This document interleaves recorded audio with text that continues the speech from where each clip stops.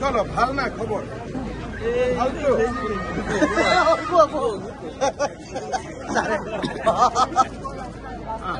মই মানুহখিনিক মাত দিলো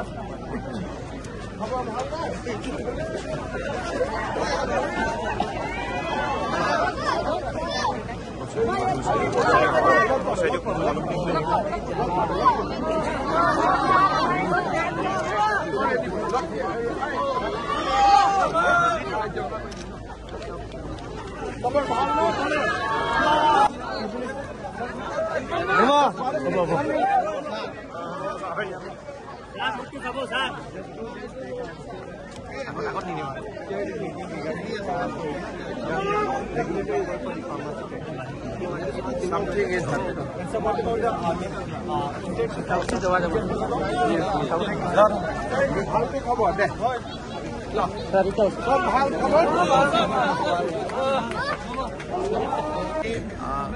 লক্ষীপুৰৰ মহকুমা ন্যায়িক আদালতৰ স্থায়ী ভৱন গুৱাহাটী উচ্চ ন্যায়ালয়ৰ মুখ্য ন্যায়াধীশ ন্যায়মূৰ্তি বিজয় বিষ্ণয় ডাঙৰীয়া তেখেতে উদ্বোধন কৰিলে। আমি সকলোৱে এই শুভ মুহূৰ্তত অনুষ্ঠানত যোগ দিয়াৰ আমাৰ সকলোৰে সৌভাগ্য হ'ল।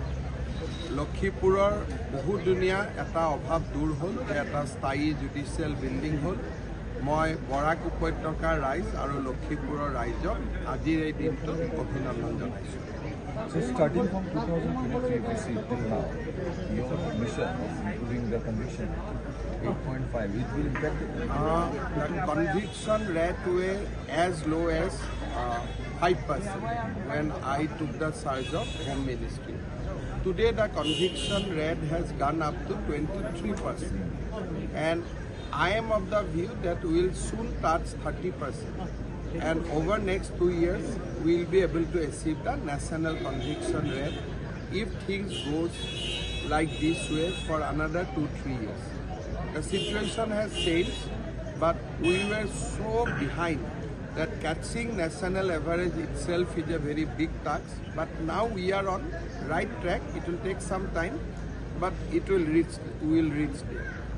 শিলচৰৰ ফ্লাইঅভাৰখনৰ যথেষ্ট প্ৰয়োজন হৈছিল, বহুত ট্ৰেফিক জাম দিলে। আমি আলোচনা কৰি আছোঁ, এখন বহুত ডাঙৰ ফ্লাইঅভাৰ হ'ব, তাৰ কাৰণে বনাওঁতে মানুহৰ বহুত কষ্ট হ'ব, চববিলাক চিন্তা কৰি আছোঁ।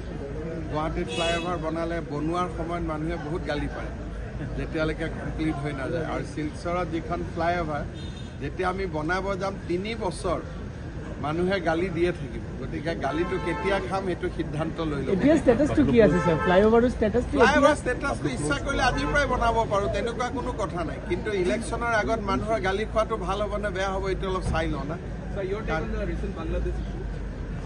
It is a very sad things which is happening in Bangladesh. Government of India has already reacted. আৰু মই ভাবোঁ যে বাংলাদেশত সংখ্যালঘু হিন্দু সম্প্ৰদায়ক সুৰক্ষা দিয়াটো বাংলাদেশ চৰকাৰৰ দায়িত্ব। প্ৰধানমন্ত্ৰী নৰেন্দ্ৰ মোদী ডাঙৰীয়াই বিভিন্ন কূটনৈতিক ব্যৱস্থাৰে বাংলাদেশ চৰকাৰে যাতে হিন্দুসকলক সুৰক্ষা দিয়ে তাৰ বাবে প্ৰচেষ্টা কৰি আছে, আৰু আমি সকলোৱে বিশেষকৈ সমগ্ৰ ভাৰত আজি বাংলাদেশৰ হিন্দু সংখ্যালঘু লোকসকলৰ লগত থিয় হৈ আছে। তেওঁলোকৰ যি নিৰাপত্তাহীনতা, দুৰৱস্থা, যি ধৰণে তেওঁলোকক গ্ৰেপ্তাৰ কৰা হৈছে, অত্যাচাৰ কৰা হৈছে, আমি সকলো চিন্তিত হৈ আছোঁ। কিন্তু মই বিশ্বাস কৰোঁ যে প্ৰধানমন্ত্ৰী নৰেন্দ্ৰ মোদী ডাঙৰীয়াৰ নেতৃত্বত আমি বাংলাদেশত হিন্দু লোকসকলক সুৰক্ষা দিবলৈ আমি সফল হ'ম। আচ্ছা স্যাৰ অসমৰ সীমান্ততো সুৰক্ষা ব্যৱস্থা কটকটীয়া হৈ আছে, কিন্তু আমি যি দেখি আছোঁ যে অসমলৈকে যি আহিছে বাংলাদেশত থকা হিন্দু লোকটো অসমৰ ফালে অহা কোনো প্ৰমাণ আমি পোৱা নাই। কিন্তু ডেইলি যিখিনি মানুহক আমি ধৰি আছোঁ ইয়ালৈকে আহোঁতে তাৰতো ফটোগ্ৰাফ টুইট মই সদায় দিয়ে থাকোঁ, আপোনালোকে দেখা পায়ে আছে কোন আহিছে কোন অহা। আচ্ছা স্যার মণিপুরত কাছাৰৰ এজন মেইটেই লোক নিখোঁজ হৈ আছে। ৰকিবুল হুছেইনে মাত্ৰ আমাক লিখি দিলেই হ'ল যে গো মাংস বেন কৰিব লাগে, আমি বেন কৰি দিম। আমিতো ভালেই পাওঁ, আমিতো বিচাৰিয়ে থাকোঁ, তেওঁলোকেহে বিধানসভাত আপত্তি কৰে। গতিকে এতিয়া যদি ৰকিবুল হুছেইন আৰু ভূপেন বৰাই কৈ দিয়ে যে গো মাংস বিজেপিও খাব নালাগে, এজিপিও খাব নালাগে, কংগ্ৰেছেও খাব নালাগে, তাতকৈ ভাল কাম কি হ'ব পাৰে? আৰু তেনেকুৱা কথা লিখি দিলে কংগ্ৰেছ দলে, তেতিয়াহ'লেতো অহা ইলেকশ্যনত ময়ে মানুহক ক'ম যে কংগ্ৰেছক ভোট নিদিয়ে, হয় নহয়? স্যাৰ শিলচৰত কৰ্পোৰেশন ইলেকশনটো কেতিয়া হ'ব স্যাৰ? বছৰতে হৈ যাব, মানে before this financial year vice chancellor will be appointed. Sir মণিপুৰত কাছাৰৰ এজন লোক নিখোঁজ হৈ আছে, এইটো লৈ কি মণিপুৰ গভৰ্ণমেণ্টৰ লগত আপোনাৰ কিবা আলোচনা হ'ল? পুলিচে চাই আছে, কথা পাতি আছে। স্যার লুৰিণজ্যোতিয়ে কালি অভিযোগ এটা আনিছে যে আপুনি 1.5 লাখ কোটি টকা লোনত লৈ আছে, য'ত নেকি এটা এই লোনটোতো মানে তেওঁক বহুতবাৰ বিধানসভাত বুজাই দিয়া হ'ল যে লোন কেতিয়া লয়, কেনেকৈ লয়। একেটা কথাকে বাৰে বাৰে কিমান বুজাই থাকিব? কিবা যদি মই বেয়া কাম কৰিলোহেঁতেন তেতিয়াহ'লেতো ভাৰতবৰ্ষৰ বাকী চৰকাৰৰ পৰা, দিল্লীৰ পৰা, ৰিজাৰ্ভ বেংকৰ পৰা কিবা এখন চিঠি আহিলেহেঁতেন, নহয় হয় নহয়? আৰু কংগ্ৰেছ চৰকাৰবিলাকেতো আমাতকৈ বেছিয়ে লোন লয়। লোন লোৱাৰ নিয়ম আছে, 3% যিমান আপোনাৰ আয় হয় তাৰ 3% আপুনি লোন ল'ব পাৰে। গতিকে নাই, যেতিয়া বিধানসভাত তেওঁ জিকি আহিব তেতিয়া তেওঁ কথাবোৰ বুজি পাব। আঁচনি কেৱল বেনিফিচিয়াৰী আঁচনি বা অৰুণোদয় দিয়াৰ কাৰণে বোলে লোন লওঁ বুলি তেনেকুৱা তেওঁলোকে অৰুণোদয়টো নালাগে বুলি কৈ দিয়ক, বাছ অৰুণোদয় লুৰিণজ্যোতি গগৈ আমাক লিখি দিয়ক অৰুণোদয় নালাগে বুলি, তেতিয়া বিবেচনা কৰি ল'ম। স্যাৰ অখিল গগৈয়ে কৈছে 3000 কোটি টকা অসমৰ আপুনি খৰচ কৰিছে ঝাৰখণ্ডত। তেওঁক মোৰ একাউণ্টেণ্ট নেকি? তেওঁ ইমান মোৰ ভিতৰুৱা কথা গম পায়, তেতিয়াহ'লেতো মানুহে তেওঁকে ডাউট কৰিব যে লগতে থাকে নেকি বুলি, যে ভিতৰুৱা কিবা গোপন বুজাবুজি আছে নেকি, হয় নহয়? আৰু এটা অভিযোগ উত্থাপিত হৈছে যে সংখ্যালঘু সমষ্টিবিলাকত বদৰুদ্দিন আজমলো যিহেতু এতিয়া প্ৰায় অষ্টমিত হৈছে, গতিকে অখিল গগৈক বোলে আপুনি লগাই সেই সমষ্টিবিলাক দখল কৰাৰ এটা। অখিল গগৈক নাম মই লগাব পাৰোঁ নে কি কৰিব পাৰে? এইবিলাক চব তেওঁলোক একে আছে, এইটো প্ৰেচাৰ টেকটিক্স হয়। কিন্তু বদৰুদ্দিন আজমেলৰ বিদায় হ'ল, কিন্তু আমি সংখ্যালঘু চিটতো আমিয়ে জিকোঁ আজিকালি, আমি লগাব কিয় লাগে? কৰিমগঞ্জটো আমিয়ে জিকিলোঁ, চামগুৰিটো আমিয়ে জিকিলোঁ, আমি কাৰোবাক লগাব কিয় লাগে? এতিয়াতো ভোট আমিয়ে পাম, আৰু 5-6 বছৰ পিছততো চবেই নিজে নিজে বিজেপিক ভোট দি দিব। আমি ইমান কাম কৰি আছোঁ, হয় নহয়? আজি কোৰ্ট বিল্ডিংটো হ'ল, ইয়াতো সংখ্যালঘু আহিব, সংখ্যাগুৰু আহিব, ইমান কাম হৈ আছে, সকলোৱে আমাকে ভোট দিব 2 দিন পিছত। 26ত সংখ্যালঘুৰ ভোট আপোনালোকৰ পক্ষত যাব? আমি খুজিব নালাগে, মানুহে নিজে দি দিয়ে। মইতো আৰু বাকচত উঠি ক'ব নোৱাৰোঁ যে আপুনি ভোটটো নিদিব বুলি, কিন্তু মই এটা কথা কওঁ যে বিজেপিৰ আদৰ্শক ভাল নাপায় যদি ভোট নিদিব, যদি আদৰ্শক ভাল পাই ভোট দিয়ে তেতিয়ানো মই কেনেকৈ মানা কৰিব পাৰোঁ? হ'ব, সোনকালে মন্ত্ৰীসভাটো বহুত ডাঙৰ সংশোধন লয়, বৰাক উপত্যকাৰ পৰাই এজন ল'ব লাগিব। মই ভাবোঁ যে সোনকালে হৈ যাব। স্যাৰ নামটো ক'ব নোৱাৰি নেকি? নামটো ক'ব নোৱাৰি নেকি? নামটো ক'লে আৰু বাকী কেইজনে বেয়া পাব, গতিকে একেলগে এদিনতে নামটো গম পাম। মই আৰু বৰাক উপত্যকাখনক আকৌ কেনেকৈ 3 ভাগ কৰোঁ? একেলগে আছে, আপোনাৰ এখনেই জিলা আছিল, কাছাৰ জিলাত। গতিকে সদায় মানুহ ভাগ কৰিব নালাগে, একেলগে থাকিব লাগে। যেতিয়া মোৰ দেউতাই ইয়াত কাম কৰিছিল কাছাৰ জিলা, হাইলাকান্দি, কৰিমগঞ্জ, শিলচৰ একে, চব বৰাক উপত্যকাৰ মানুহ একেই মানুহ, আৰু তাক ভাগ কিয় কৰি থাকিব লাগে? Will the Jiribam issue have an impact on the Assam? I think situation in Manipur will have definitely some impact in Assam. So we have deployed additional police forces in Barak Valley to see that nothing comes to Assam. Sir কমলক্ষ এতিয়াতো commando আছে ইয়াত sir Kamalaksha দেৰ ওপৰত এটা প্ৰশ্ন আছিল তেখেতে এতিয়া দলত যোগদান কৰা নাই কিন্তু আপোনালোকৰ লাহে লাহে কেতিয়া দলত যোগদান কৰিব তেওঁক সুধিব লাগিব মই কেনেকৈ ক'ম वहाँ पे इनोवेशन बिल्डिंग चल रहा है जहाँ करीबन 20 से 30,000 लोग सनातनी आपके मंच से रोज बॉर्डर पे देखिए मैंने खुद बोला हूँ कि ये बहुत चिंता की विषय है और सनातनी ऐक्य मंच का जो पोजीशन है या जो आज सुतारकंडी में जो हो रहा है वहाँ में तो हमारा बीजेपी का लोग भी गए हैं तो उसी से आप पता चल सकता है कि हम लोग कितना चिंतित हैं और हम लोग का जो प्रेयर है बांग्लादेश का जो हिंदू लोग हैं उनका साथ है हम लोग चिंतित हो परेशान भी हो लेकिन मैं विश्वास करता हूं कि मोदी जी कुछ ना कुछ हल निकालें थैंक यू सर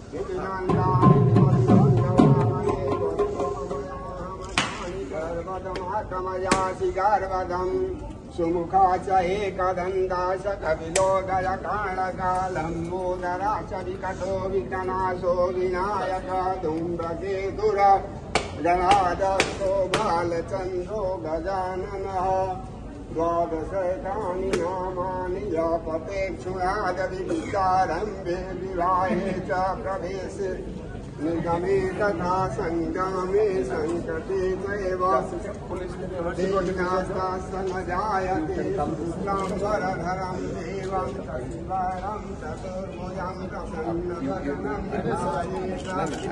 ध्यायेत् सर्वविघ्नोपशं जये अभिषेकात्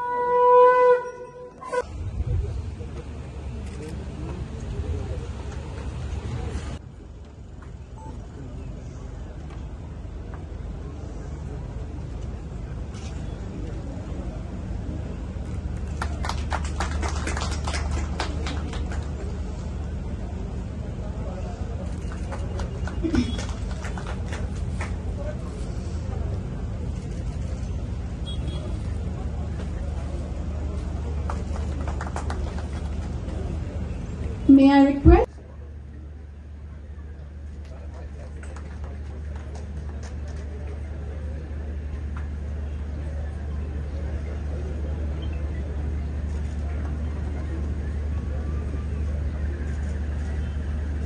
Number 3, Kachar Silchar to kindly do the honors with a token of our respect and gratitude.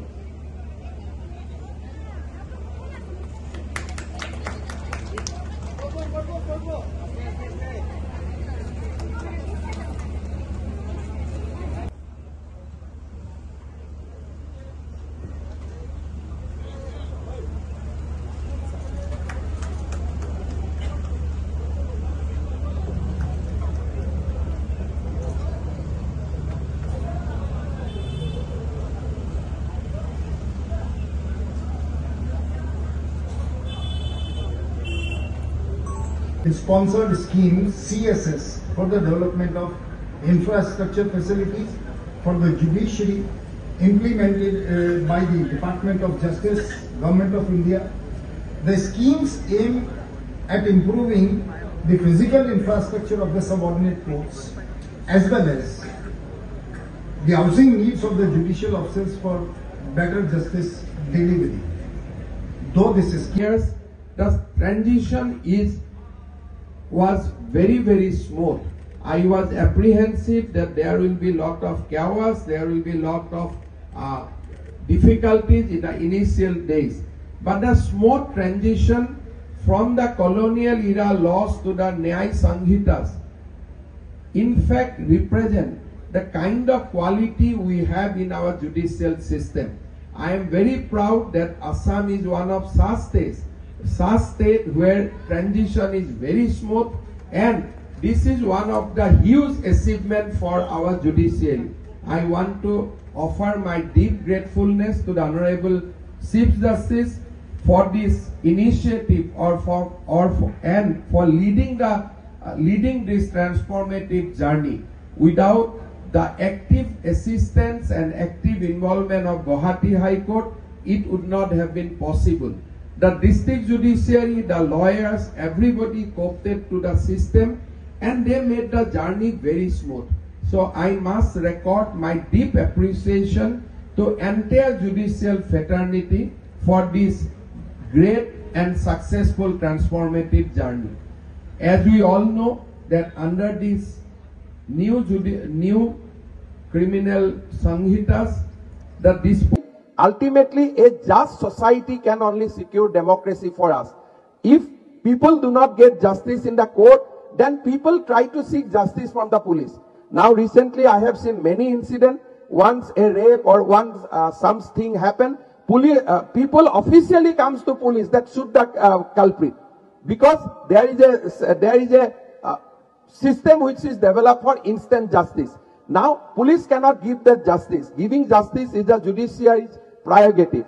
Now if we can ensure that no, even if I arrest, I complete the investigation within 2 months and I can complete the entire trial process in 1 year, I think people will not seek instant justice. But whenever people get frustrated in the court, then they start asking for instant justice. I think these are the points which our advocates, judicial officers has to be deliberated collectively. We must find out answer.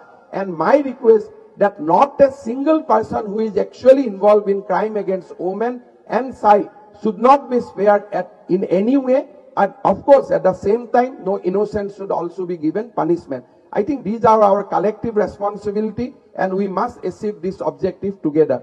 It is important for us to give justice in a time-bound manner to the society. Particularly, I will once again appeal that when it is a case related to women, related to child, I think our advocate must cooperate with judiciary so that we can render justice to the victim immediately. In that meeting also I have requested to all the advocates that when it relates to a crime against women and crime against child, advocates should not ask for any time. They should not ask for any passover. They should not try to delay the justice. If our client is innocent, let him get the acquittal. And if my client is actually involved in the crime, let him face the rule of law.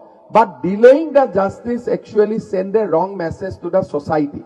So if all advocates collectively in Assam takes a decision that will not seek any time from the judges, whether it is high court or whether it is a district judiciary session judge or any forum of court, that will not take any time when the matter is related to rape, molestation of our sisters, our mothers, and of course the cases related to the POSCO.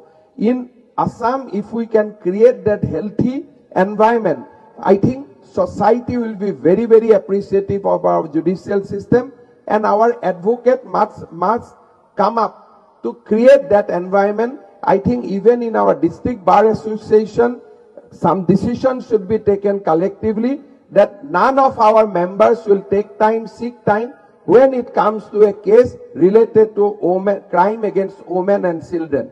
I have no problem if judiciary acquit anybody, because every case which police brought to the for trial may not be correct, police may be also wrong.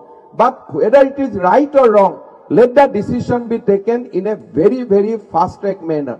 Recently, I have seen that our district judiciary has disposed lot of POSCO cases in very, very fast and efficient manner. Somewhere prosecution has lost, somewhere prosecution has won. Winning and losing is not important, but a strong message has gone to the society that now everybody is active, everybody is concerned.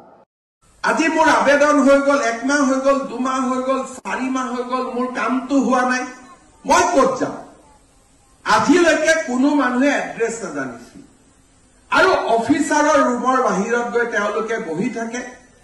কোনোবা DC অফিসত সেক্ৰেটাৰিয়েটত গলে ভাল ভাল অৱসৰপ্ৰাপ্ত মানুহক আমি লগ পাওঁ, খুৰা কিয় কাৰ্যালয়ত আহিছিলে? বোলে মই এখন কাগজ বিচাৰি আহিছিলো, হোৱা নাই কাৰণে বাৰে বাৰে আহি থাকিবলগীয়া হৈছে। ডিসিজন ভিতৰত আছে, ৰুমত বহি।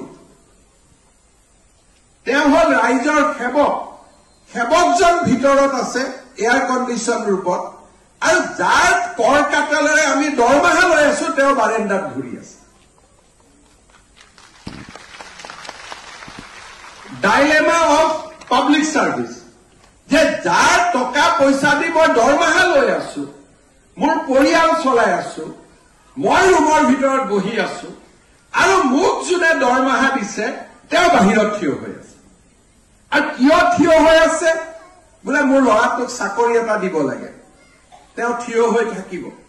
মোৰ ল'ৰাটোক ট্ৰান্সফাৰ কৰি দিব লাগে, তেওঁ থিয় হৈ থাকিব। কিন্তু মই কিয় থিয় হৈ আছো? যে মোৰ পেঞ্চনৰ ক্লেইমটো আজি এমাহ ধৰি হোৱা নাই, 6 মাহ ধৰি হোৱা নাই, যিটো মোৰ প্ৰাপ্য। মই যদি চাকৰি কৰিছিলো, চৰকাৰে মোক পেঞ্চন দিয়াটো মোৰ অধিকাৰ, সেইটোৰ কাৰণে মই কাকো প্ৰাৰ্থনা কৰিব অহা নাই।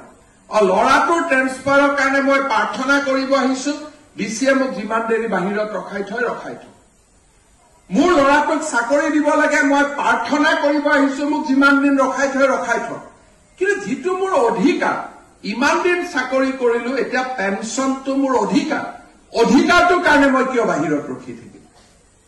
এই কথাবোৰ সমাধান কৰাৰ কাৰণে লোকসেৱা আইন, অধিকাৰ আইন আমাৰ ভাৰতবৰ্ষৰ 34খন ৰাজ্যত বলবৎ কৰা হৈছিল। কিন্তু বলবৎ কৰা হলেও মানুহে ক'ত যাব নাজানাৰ কাৰণে এই আইনখন এখন কাগজৰ বাঘত পৰিণত হৈছিল, আৰু আইনখনৰ বিষয়ে মানুহে জনা নাছিল বা আইনখনৰ প্ৰয়োগ হোৱা নাছিল। We have to instill a feelings that যদি সময়মতে কাম নহয়, মোৰ পকেটৰ পৰা 10,000 টকা গ'ল, মোৰ পকেটৰ পৰা 200 টকা গ'ল, মোৰ পকেটৰ পৰা 500 টকা গ'ল, আৰু এজন অফিচাৰক যদি 1 মাহত 20টা ফাইন হৈ যায়, তেওঁতো ঘৰত একোৱে লৈ যাব নোৱাৰিব। গতিকে তেতিয়া তেওঁ নিজে নিজে ৰাইজৰ কাম কৰিবৰ কাৰণে বাধ্য হ'ব। আৰু একচুৱেলি ৰাইজৰ কাম কৰাটো it is a very pleasant এটা কাম হয়, এইটো কোনো বেয়া কাম নহয়। ৰাইজৰ কাম কৰি মনটো ইমানে ভাল লাগে, ৰাতি সুন্দৰ কৰি টোপনি আহে, মন ভাল লাগে, খুবেই ভাল কাম। এইটো নিগেটিভ সেন্সত ল'বই নালাগে যে এজন বিধৱাক আমি তেওঁৰ স্বামী মৰা চাৰ্টিফিকেটখন 7 দিনতে তুলি দিলো, মানুহগৰাকীয়ে হিয়া উবৰি আশীৰ্বাদ দিলে, তাতকৈ ছেটিছফেকশ্যন মানুহৰ জীৱনত কি থাকিব পাৰে? পৰ্টেলত আবেদন কৰিছে, পৰ্টেলতে কাম হৈ গৈছে। আৰু এনেকুৱাও নহয়, কোনোবাই এইটো এটা ভুল ইম্প্ৰেশ্যনো ল'ব নালাগে যে মানুহে কাম নকৰে। আজি আপোনালোকে চাওক, মই অলপ আগতে কৈছো যে 1,56,00,000 আমাৰ ওচৰত এপ্লিকেশ্যন আহিছে, আৰু 1,40,00,000 আমাৰ অফিচাৰসকলে অন টাইম কৰি দিছে। এইটো নহয় যে মানুহে কাম নকৰে। 90% এমপ্লয়ীয়ে টাইমত কাম কৰে। এজন বা দুজনৰ কাৰণে কিছু আমাৰ চৰকাৰী কৰ্মচাৰী বদনাম হয়, আদাৰৱাইজ এইটো হল কম্পিউটাৰৰ ডেটা। মানুহে মই অফিচাৰৰ পৰা কিবা ললে এইটো মোক মিছা কথা, কোনোবাই অসত্য ৰিপৰ্টিং দিব পাৰে। কিন্তু সেৱা সেতু পৰ্টেলটো খুলিলে আপোনালোকে নিজে দেখা পাব যে 1,56,00,000 আবেদন আহিছে, 1,40 crore কাম হৈ গৈছে, নিষ্পত্তি হৈছে। কোনোবাই RTI বিচাৰিলে অফিচাৰজনে লিখি থৈ দিয়ে, আজি 1 তাৰিখ হ'ল, 30 তাৰিখৰ ভিতৰত দিমেই। গতিকে 30ত দিয়ে যদি দিয়ে কমিশনৰ ওচৰত কোনো যাবই নালাগে। অসমত আমি যিমান কেইটা এনেকুৱা একাউণ্টেবিলিটি কমিশন কৰিছো, whether right to information commission, police accountability commission, everybody has worked beyond our expectation. আজি অসম পুলিচৰ প্ৰত্যেকজন অফিচাৰে পুলিচ একাউণ্টেবিলিটি কমিশনক ভয় কৰে, এভৰিবডি। কাৰণ তেওঁলোকে অৰ্ডাৰ কৰি দিয়ে যে ড্ৰ ডিপি, আৰু ডিপি ড্ৰ কৰিলে প্ৰমোশ্যন বন্ধ হৈ গ'ল। So it has created a long-term impact on the police force. RTI has created a long-term impact on the information sharing with the people. And RTPS, if we act properly, it can change the entire governance system, and Assam can proudly acclaim the leadership role in good governance. All depends. Aji moi ei tinijon bektike gamusa pindhaisu, phul disu, not to appreciate them. Mur eto swabhabe nai je teolukok kiba সম্মানিত কৰিব লাগে। মই এই কাৰণে সম্মানিত কৰিছো so that they feel the accountability we have bestowed upon them. যে আজি অসমৰ ৰাইজে তিনিজন ব্যক্তিৰ ওচৰত এটা অধিকাৰ দিছে, আৰু that power, that responsibility has to be discharged. Personal glory karne prithibit eku kam nohoy. The glory should come to the society, glory should come to the state, glory should not come to me personally. Amar bahut byakti ase, moi dekhu the retirement pisot they become so wiser. But hekjon manuhe jodi sarkarat thakote iman kam korile eta retirement pisot teo application loi kotu ahiboi nalage. I met a PHC commissioner who after retirement has come for water connection for his house. যে মোৰ ঘৰত পানী দিম, পানী মোৰ সুবুৰীত পানী পোৱা নাই বুলি মোৰ ওচৰত কাগজ লৈ আহিছে। তেতিয়া মই তেওঁক কৈছো যে আপুনি এইটো PHC কমিশনাৰ আছিল, why you have not done that during your tenure? অৰ্থাৎ it is nothing for personal glory. A system can change the entire outlook. আৰু আমাৰ এইটো কথা নাই যে এইটো কৰোতে কোনোবাই ভয় খাইছে, এই ফাইলটো অফিচাৰ সকলে আগবঢ়াই দিছে, আইনখনো অফিচাৰ সকলে ড্ৰাফট কৰিছে। That means they are now ready to take the challenge.